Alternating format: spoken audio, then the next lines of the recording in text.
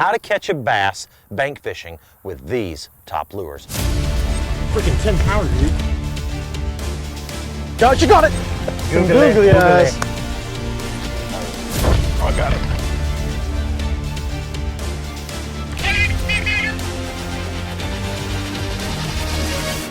Wow. That's probably 9 or, yeah. Wow. Giant. All right, we've been doing this little video series, and this video series really is to educate all these new fishermen on how to fish. And we've done a couple of them in the boat on like how to catch them on a drop shot, how to catch them on plastic worms. And you know, a lot of people in the comments were saying, hey, do something from the bank. So today's episode on how to catch a bass, like we're gonna be bank fishing right here, and I'm gonna show you 4 or 5 or 6 lures that are kind of my go-to when I'm fishing a pond or a canal or just the bank in general. So the very first one, let's get into. Are you ready for this? All right, very first one, Topwaters. And by the way, guys, this little video series on this particular episode is brought to you by Decked. Now, Decked is the system, the organizing system in the back of my truck. I've had these things forever, guys. They're drawers. You can put 2,000 pounds of stuff on top of them. When I go on the road, I put all my gear and boxes on top. We can open this up. Got plenty of room for all my tools, extension cords, just about everything you can think of. So right now it's not all that organized. We haven't been doing any hardcore tournament fishing, but the Deck system is awesome and it fits in just about every pickup truck you can imagine. So we'll drop a link in the description and you guys can check that out. But look, the very first one we're gonna get into is a walking bait. I love walking baits when I fish ponds. I love walking baits because of the visual strike of it, right? And I can cover water quickly. So let's rig this up. Let's go take it to the pond, see if we can catch one. Bam, how about that? Little topwater action, walking bait. One of my favorite pond fishing or bank fishing baits. And here's why. Let me give you the quick little rules. Now, look, we're gonna try to catch a fish, but we've got a lot of baits to show you. It's really about just giving you a couple tidbits of information about each one of these baits that I'm gonna show you and tell you what I like about them and why and where I throw them. Number one, this topwater, I like it early in the mornings and I like throwing it close to the shoreline because look, most of the time early in the mornings, those fish are close up to the shore. They're around like submerged vegetation, things like that. This topwater is great for that. So I'm gonna try to focus a lot of my casts down the shoreline, right? Down the shoreline this way, not way out in the middle of the lake. Now, if there's a shallow spot way out in the middle of the lake, go for it. But for the most part, most of the lakes out that way are gonna be deeper. And so topwaters, I'm gonna try to focus on the edges here. And I'm gonna do a standard little deal, a walking the dog technique. I'm just gonna throw it out there down that shoreline and I'm just walking that dog. Just, you know, you play around with the speed of the retrieve, but for the most part, kind of a medium to slow retrieve, nothing crazy. You know, we're bank fishing, so we don't have a ton of water to cover here, so I don't wanna work it too fast. Just really trying to imitate, you know, an injured bluegill or an injured shad or maybe a small bass chasing some minnows. But again, a topwater like this is great for throwing it right on the edge of the shoreline, not straight out in the lake. And when they do get a hold of this, guys, it is awesome. Now, in some future videos, we are gonna be doing how to fish a topwater, how to walk the dog. That's all coming real soon. All right, bait number 2, a soft plastic creature bait. I prefer the bait that I designed, which is the Guggen Baits Bandito Bug. I'm gonna rig that up on a little 1/4 ounce weight, little 4/0 offset hook, 15-pound P-line, 7 foot, I think this, oh, it's a 7'3" medium heavy. Pretty simple little setup. I'll show you what we're gonna do with this one. All right, with a soft plastic creature bait, you know, you can kind of fish it just about anywhere you want to. Again, down the shoreline like we're taking that topwater, or you can start fishing out in the lake. What I love about this Bandito Bug and this setup is it's extremely weedless, right?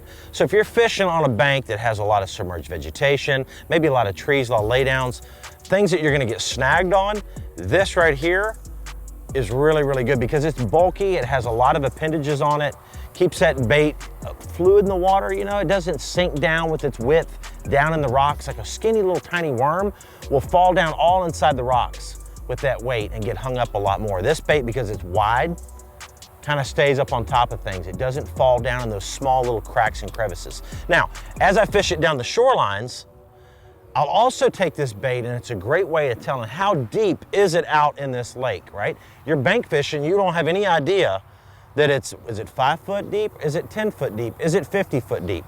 I'm gonna do what we call the countdown. I'm gonna throw it out there, and I'm gonna watch my bait and watch my line, actually watch my line sink I'm gonna watch the bow of my line pull off, and when it stops, I'm gonna kind of get an idea how deep I think it is. So let's check this out. Here we go. I'm gonna cast it out there, hold my bait up, I'm watching my line,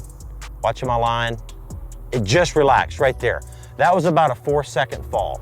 So I know that it's not very deep right there. Now I do know a little bit about this pond. I've fished it before, but there is a little bit of a ridge right there, and it actually drops off deeper between my bait and here. Because that bait only fell on about a 4 count, I know that it's really shallow right there, and that's a good place to catch a fish. You know, instead of casting out there and it's sinking and it's 25 or 30 feet deep, might not be your best approach for bank fishing, especially just for time. You know, it takes a lot of time. So watch your line as it sinks down. Slightly move the cast over. It hadn't hit the bottom yet. It just hit the bottom. That's about 2 counts more, or 2 seconds more depth. So I know that left of where I threw was a little shallower. To the right where I just landed, it's a little bit deeper. So I know it's starting to taper off right there. And so I'm gonna keep casting around in different places to see where those fish are, and I'm paying attention to what count or how deep that particular spot is. Very, very important when you're bank fishing. It's kind of like your depth finder. 10-inch worm, guys. All right, this is a Mondo worm here. You know, it's just a big worm, right?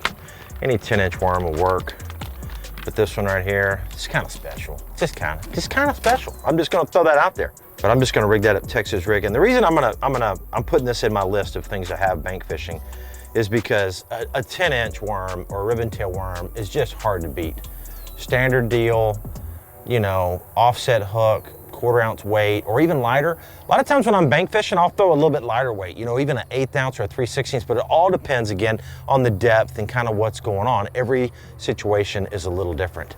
Let's make a few casts, I'll show you what I mean. A ribbon tail worm is something I've probably caught more big fish on, especially this 10-inch one, than just about any rubber worm or plastic worm that I've ever fished with. It just catches them everywhere and in every situation. Matter of fact, we did a whole how-to on how to catch them on plastic worms just recently on the channel. We're gonna drop a link in the description at the end of this video as well. So be sure to check that out and you'll get the skinny on how to fish this properly. And there's some things in there that you need to know for sure.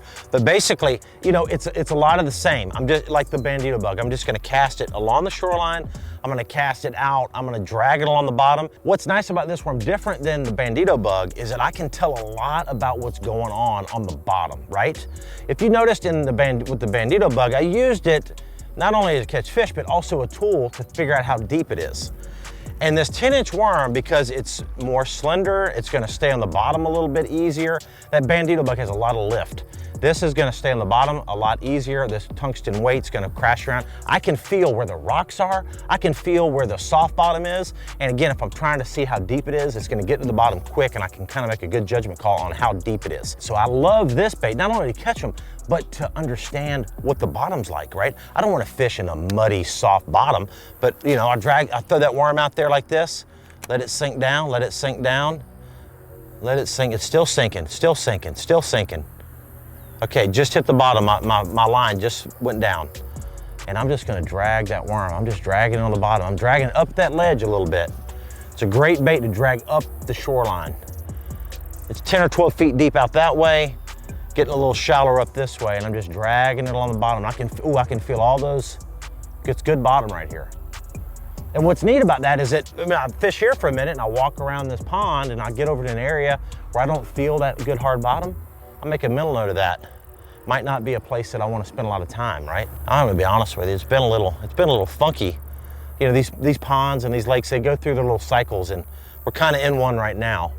But at the end of the day, this video is all about teaching you and showing you some different options and kind of giving you confidence and some baits to pick.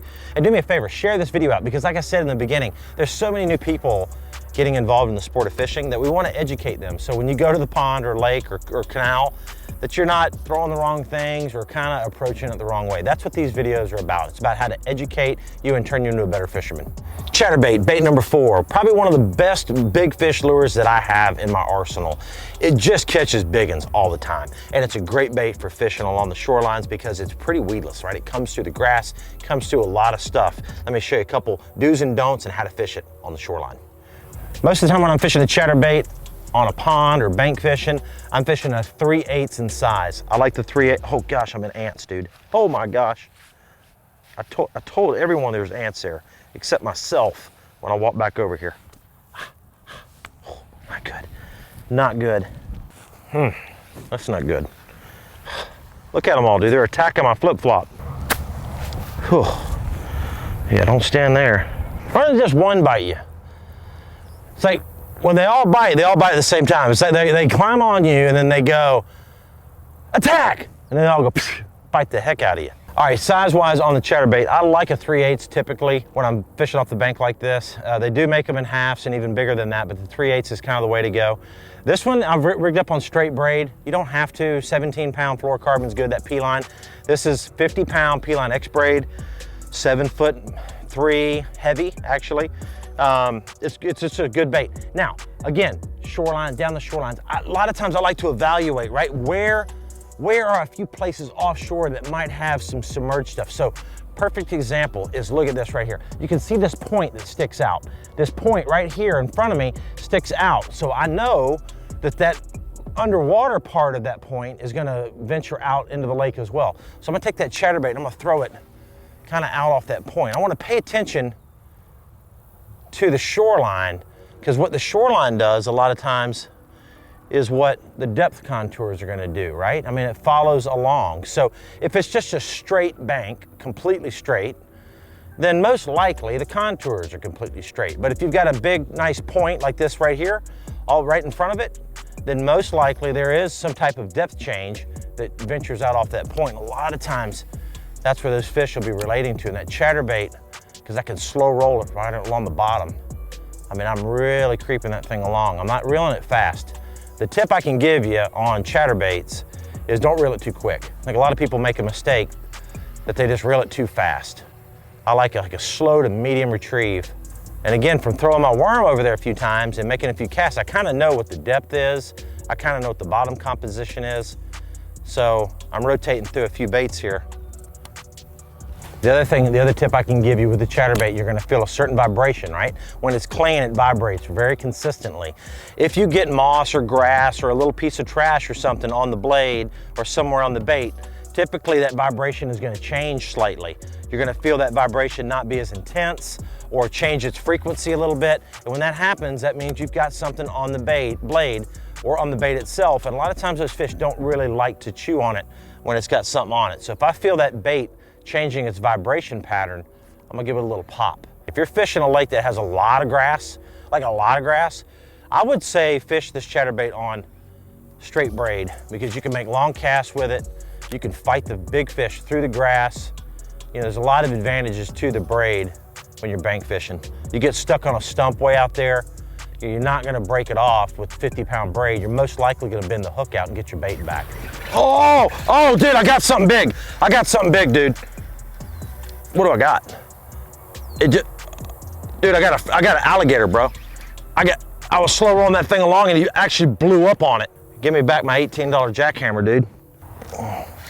What are we gonna do when we get him up? Oh, there he goes. Oh, he came off. Okay. That freaked me out. That was actually really cool. I don't know did y'all get that? That was crazy, huh? Like the water went kadoosh. All good in the neighborhood. All right, well, chatterbaits are good for pond fishing and catching alligators. All right, guys, last but not least, need two things. Kind of two things make one. This is a Guggen Baits Crack and Crawl, the small one, the junior, which I have rigged up here on a swim jig. Now, this particular swim jig right here, you saw a few videos that we did last month with Hillary and I out on the lake catching those fish, schooling out there on the offshore stuff. And this is the actual jig. I mean, look how tore up that thing is. The guys, the Guggen Squad guys, did a fantastic job designing this jig. I think Lakeport guy designed this one as well. And he did a good job. I mean, it's held up. I've literally caught probably 50 fish on this particular bait, but it's another great bank fishing lure. And here's why, because it's super, super weedless, right? More weedless than the chatterbait. So if you get in a situation where they're biting the chatterbait, right? And they stop biting the chatterbait, that's when you go to the swim jig. Now you want to play around with colors a little bit. This is the white one. I'm not saying white's the best color when you're pond fishing. It's sometimes more your bluegill colors, things like that. Now if there's a lot of shad, you're bank fishing on a reservoir or on a lake and there's a lot of shad along the shoreline, like shad spawn, things like that, all day long, right? But if you're fishing in a farm pond or down a shoreline, you see a lot of bluegill up on the shore, then you're gonna want a green pumpkin or black and blue, some type of color to kind of imitate those crawdads. But those are my kind of my go-to. Look, I fish a lot of different things when I bank fish or fish in a pond, but those are kind of my standard go-tos. And I hope these tips and these selections will help you catch more fish, because that's what this is about, guys. So do me a huge favor, share the video. Share it out to anyone you know that you want them to get more involved in fishing, or if you know someone that just got involved with fishing, share these videos out. Drop a comment below and let me know what video you would like to see next, because like I said, I read the comments, somebody wanted to see bank fishing. Here we are, we're bank fishing now. So drop some comments down below, and again, like and appreciate all the support, guys. Be sure to subscribe to the channel. So hey, we're coming back for some more, and don't worry guys, the tournament videos, it is about to get super crazy busy in about another 3 weeks. Bassmaster Opens are kicking off again. We've got like, I think 5 or 6 events in the course of about a month and a half. So it's gonna be non-stop tournament videos. I cannot wait. Can you? Thanks for the support, guys. We'll see you. Bam!